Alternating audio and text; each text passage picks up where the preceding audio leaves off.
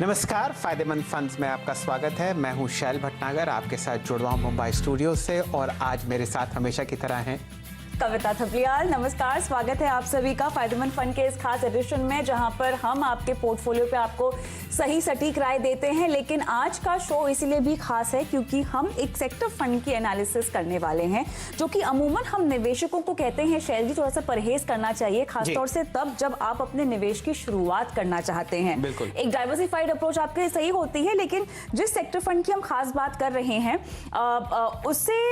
उसमें निवेश करने से न सिर्फ आपका डाइवर्सिफिकेशन का पर्पस पूरा होगा, बल्कि आप उभरते हुए सेक्टर की जो कामयाबी की कहानी है उसमें भी भाग ले पाएंगे। तो कविता जी, हम आज चर्चा करेंगे एक शानदार फार्मा फंड की जो आपको लॉन्च होता हुआ दिखेगा। हमारी आज गेस्ट हैं राधिका गुप्ता जी। आप एडलवाइस एसेट मैनेजमेंट की मैनेजिंग डायरेक्टर हैं। राधिका जी, आपका स्वागत है। और अब चर्चा करते हैं फंड की, जिसका नाम है Edelweiss MSCI India domestic and world health care 45 index fund. जी, हम इसको एडलवाइस हेल्थ इंडेक्स फंड ही बोलेंगे, काफी लंबा नाम है। जी, तो राधिका जी, आपका स्वागत है। हमेशा की तरह आपसे बात कर कर बहुत नई नई बातें सीखने को मिलती हैं और आज आपसे जब चर्चा करेंगे आपके नए NFO की, तो साथ ही साथ आपकी राय लेंगे फार्मा सेक्टर पर भी। अगर आप सन 2020 के आंकड़े देखें, एक ऐसा सेक्टर जहां पर बहुत जबरदस्त आपने रैली आते हुए देखी है, वो है फार्मा स्पेस। बहुत सारे डेटा आपके साथ स्क्रीन पर चलेंगे, लेकिन राधिका जी से जुड़ते हैं। राधिका जी, ये बताइए, क्या आप लेट तो नहीं हैं इतने जबरदस्त सेक्टर में अब कदम रखते हुए? नमस्ते, नमस्कार शैल जी, Kavita ji. It's always very nice to talk to you and your viewers on a Friday. Best way to spend a Friday is to talk to you. तो I think late ये जो सवाल आता है ना, मेरे हिसाब से शैल जी, कविता जी, हम ये जो टाइमिंग का सवाल है ना, इस पर बहुत ऑब्सेस्ड है हमारी इंडस्ट्री में। पहली बार तो मैं ये कहूंगी कि हमें लगता है, जैसे कि आपने कहा कि sectoral funds are very very risky funds, they are in and out trading call वाले फंड होते हैं। लेकिन कुछ सेक्टर हैं, और ज्यादा नहीं है हिंदुस्तान के उसमें, जो कि हमें लगता है सेक्युलर सेक्टर्स हैं, और फार्मा उनमें से एक है।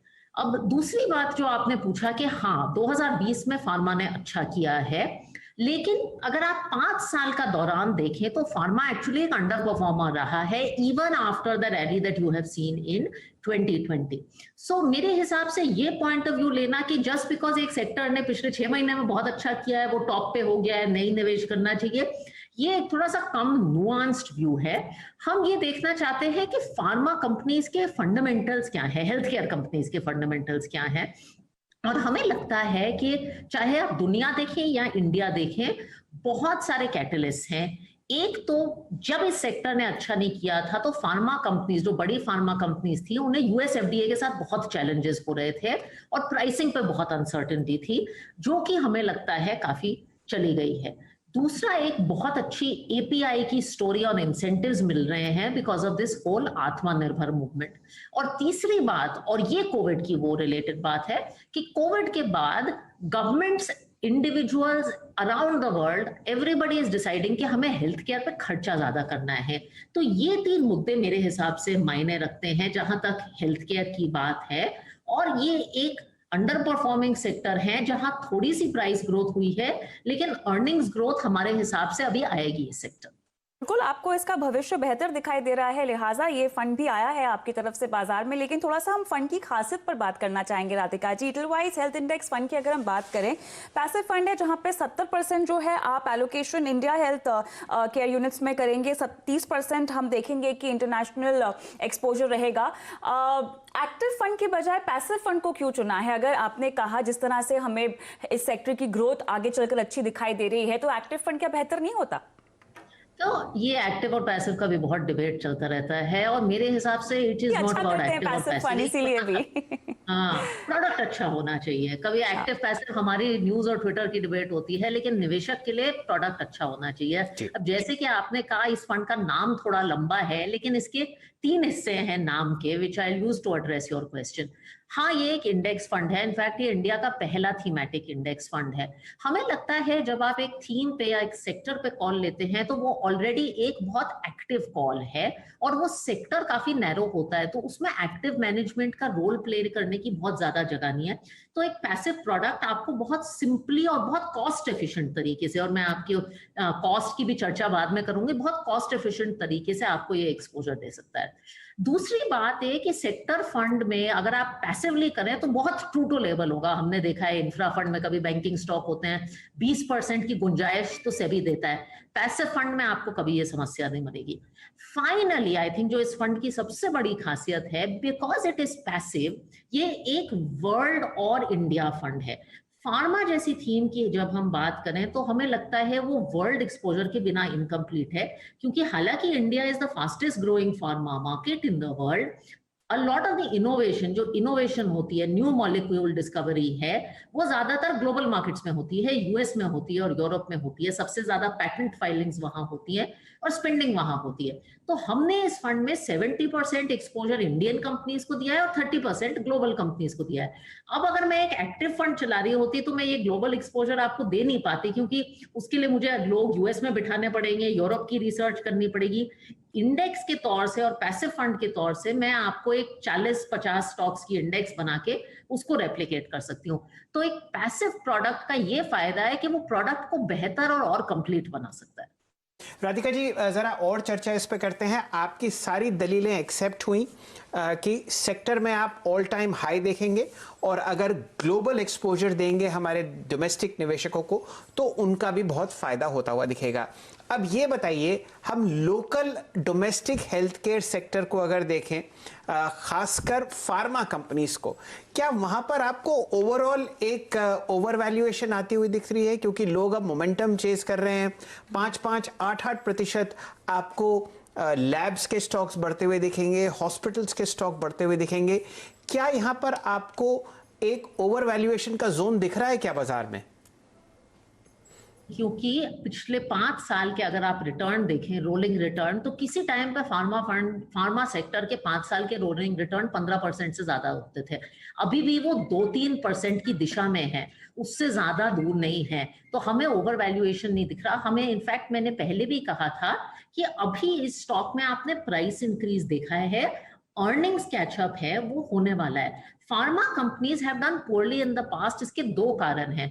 पहले तो ये ज्यादातर यूएस एफडीए के साथ ट्रबल में रहते थे, हम हमेशा न्यूज में सुनते रहते थे।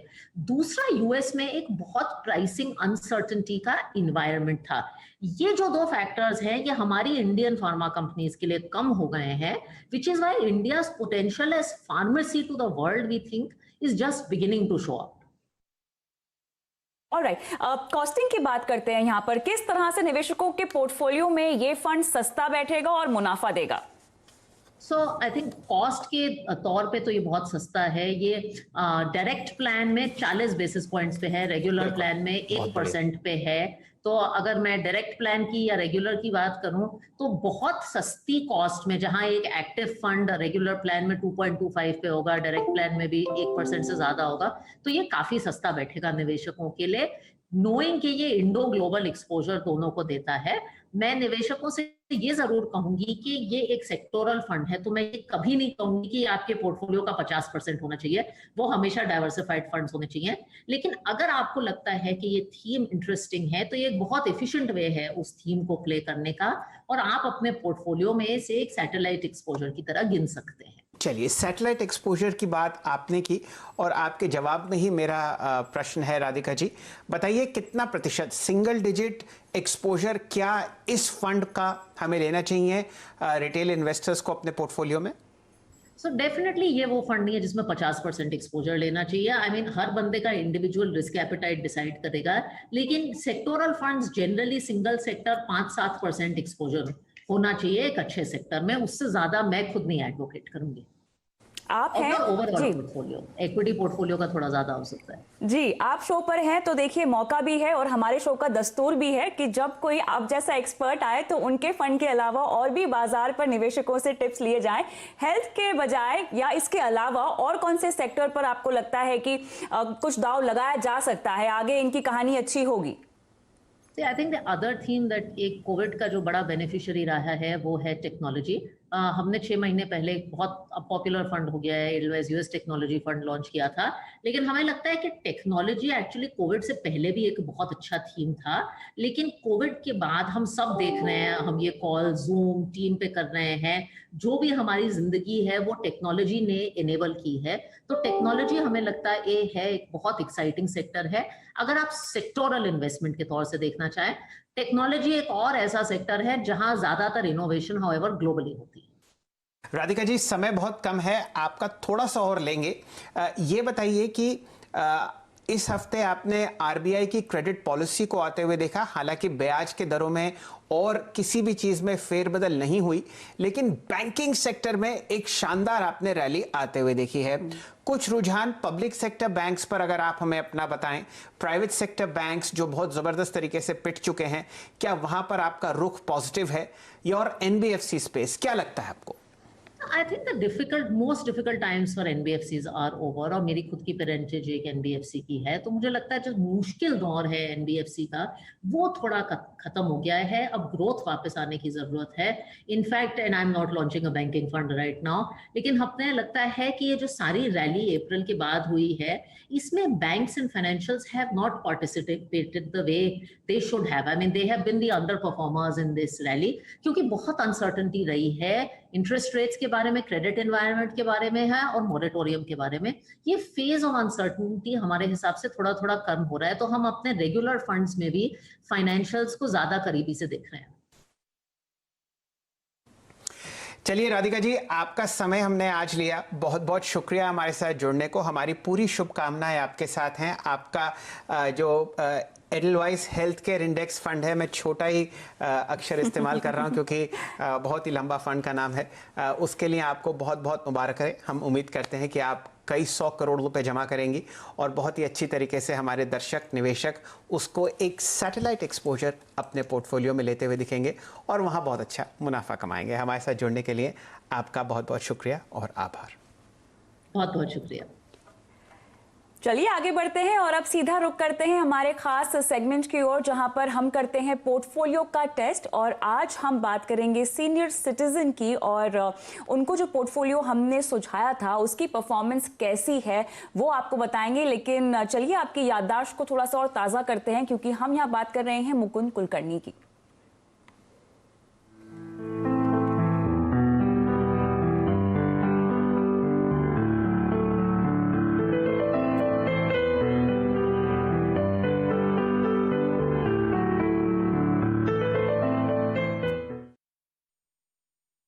चलिए, मुकुंद कुलकर्णी साहब एक रिटायर्ड इंडिविजुअल हैं और उन्होंने नियमित आय के लिए अपने बहुत ज़बरदस्त जो पैसे जमा किए थे रिटायरमेंट के लिए, उन्होंने निवेश किए हैं। लगभग 20 लाख रुपए की रकम थी जो हम लोगों ने 4 फंड्स में उनके लिए निवेश किया और बहुत ही बेहतरीन पोर्टफोलियो बनाया गया। सिस्टमैटिकली वो पैसा विड्रॉ करते हैं और ये पोर्टफोलियो के नाम और परफॉर्मेंस आपके सामने फिलहाल आपको आती हुई दिखेगी। जनवरी के पहले दिन हम लोगों ने ये पोर्टफोलियो उनके लिए बनाया था और कविता जी आपको और डिटेल्स इसके बारे में देंगी।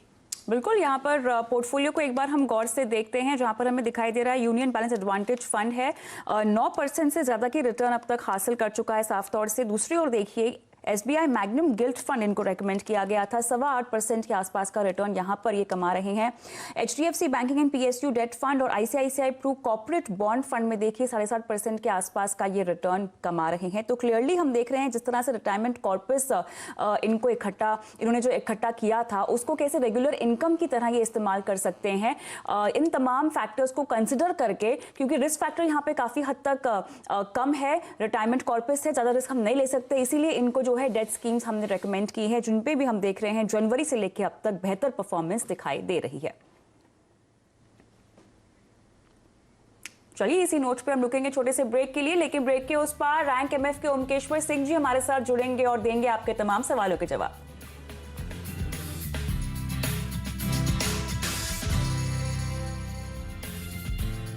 नमस्कार, फायदेमंद फंड्स में आपका स्वागत है। ये वो हिस्सा है शो का जहां हम आपके जो फंड रिलेटेड क्वेश्चंस हैं उनका हल निकालते हैं। हमारे साथ श्री ओमकेश्वर साहब जुड़े हुए हैं। ओमकेश्वर सिंह जी RankMF.com के सीईओ हैं, बहुत ही जानी मानी म्यूचुअल फंड की वेबसाइट्स है, पिछले 2 दशक से इन्हीं प्रॉब्लम्स को सॉल्व करने में लगे हुए हैं। और कविता जी जुड़ी हुई हैं रिकुल पटेल साहब से, जो कि गुजरात से हैं, उम्र उनकी 30 साल है और इतनी कम उम्र में वो बहुत बढ़िया पोर्टफोलियो बनाने की चेष्टा में। बिल्कुल, अपने बच्चे के बेहतर भविष्य के लिए इनको पोर्टफोलियो बनाना है। बात करते हैं रिकुल पटेल साहब से।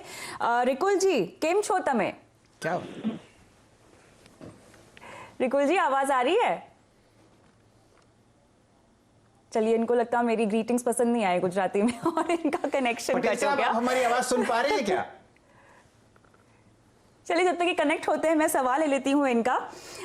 2 साल के इनका फिलहाल जो बच्चा है उसकी उम्र 2 साल की है और उसके बेहतर भविष्य के लिए निवेश करना चाहते हैं। लगभग 16 साल का इनका इन्वेस्टमेंट होराइजन है ओमकेश्वर जी, और कह रहे हैं कि एसआईपी या किसी भी तरह के चाइल्ड फंड में क्या ये शुरुआत कर सकते हैं अपने निवेश की। अगर ये जुड़ जाए मेरे साथ तो मुझे इनसे पूछना है कितना का इन्वेस्टमेंट ये करना चाहते हैं। ड्यूरेशन तो हमारे पास है लेकिन अमाउंट की डिटेल्स हमारे पास नहीं है। बहरहाल ओमकेश्वर जी, कई तरह के चाइल्ड फंड्स भी लॉन्च हुए हैं, एचडीएफसी की तरफ से है और एक और एएमसी की तरफ से है। उनमें एसआईपी करने की रणनीति बेहतर होगी स्पेसिफिकली क्योंकि वो टारगेटेड है आपके बच्चे के एजुकेशन के लिए, या आपको लगता है कि आम म्यूचुअल फंड में भी निवेश करके ये कॉर्पस इकट्ठा कर सकते हैं? इस बीच रिकुल पटेल जी जुड़ गए हैं मेरे साथ। आपका सवाल हम फायदेमंद फंड पे ले रहे हैं पटेल साहब, कितने की एसआईपी करेंगे हर महीना?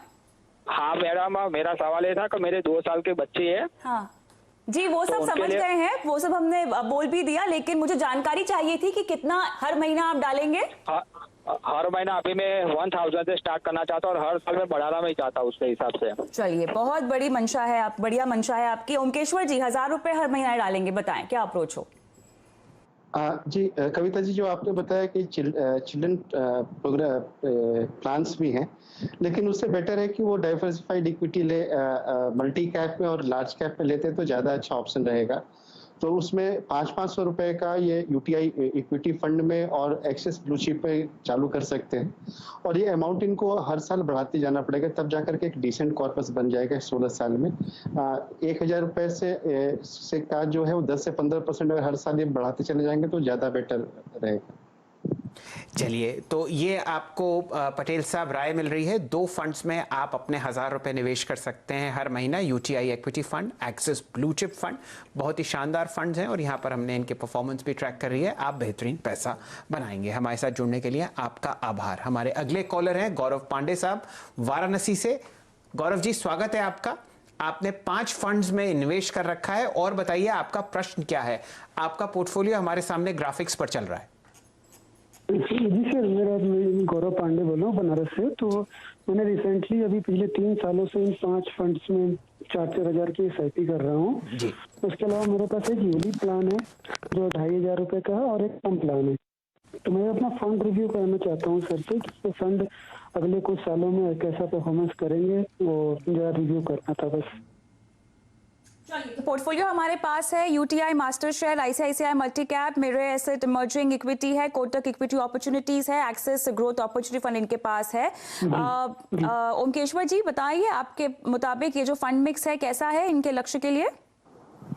ये फंड्स जो है वो ठीक है, लेकिन एक सारे फंड जो इनमें जो चूज भी कर रहे हैं वो भी काफी अच्छे हैं, लेकिन प्रॉब्लम बस एक ही है कि वो लार्ज एंड मिड कैप के 3 फंड्स है, लेकिन तीनों फंड्स अच्छे हैं तो अभी वो कंटिन्यू रख सकते, उसको कुछ करने की जरूरत नहीं है। आईसीआईसीआई मल्टी कैप जो है वहाँ उसके जगह पर अगर यूटीआई इक्विटी ले ले तो ज्यादा अच्छा रहेगा। टर्म प्लान काफी अच्छा है, लेकिन यूलिप भी करने का अगर आप इन्वेस्टमेंट कर रहे हो तो म्यूचुअल फंड में करो, ज्यादा बेटर है। ULIP is not better way to invest. तो क्या बताइए, यहाँ पर फेरबदल करना चाहिए ओमकेश्वर जी? टर्म प्लान तो आपने बताया, यूलिप आपने कहा कि वहां से निकाला जाए पैसा। अगर वो विनिवेश कर देते हैं, यानी कि वहां से पैसा निकाल लेते हैं पांडे साहब, तो वो बचे हुए अमाउंट का आप क्या सजेशन देंगे? तो जैसे आपको बताया कि इनके पास already 3 large and mid cap हैं, तो वो जो पैसा है वो यूटीआई इक्विटी में डाल देंगे, मल्टी कैप में डाल देंगे तो ज्यादा बेटर रहेगा वो। और ये चीज हमेशा ध्यान रखना चाहिए कि इंश्योरेंस को और इन्वेस्टमेंट को अलग रखें। जो टर्म प्लान बहुत अच्छा है जो उन्होंने लिया है इंश्योरेंस को, जो कि प्रोटेक्शन का काम करता है। इन्वेस्टमेंट करना है तो म्यूचुअल फंड को लेकर करेंगे तो ज्यादा बेटर उससे कॉर्पस बनने का चांस रहेगा।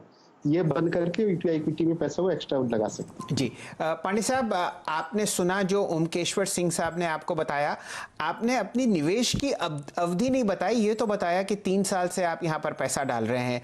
कब तक आप चाहते हैं कि ये SIPs कंटिन्यू करें?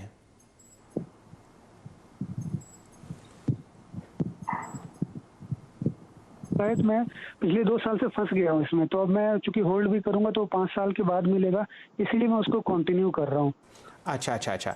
तो ओमकेश्वर जी, मेरे ख्याल से यूलिप में तो लॉक इन है और वो परेशानी पांडे साहब फेस कर रहे हैं, लेकिन 5 साल बाद जो भी आपका पैसा बनता है पांडे साहब, उसमें से निकालिए और UTI इक्विटी फंड में आप उसको निवेश कर सकते हैं। कविता जी, चलिए, उम्दा राय यहाँ पर आती हुई, और डिसिप्लिन मेंटेन कीजिएगा अपने निवेश में।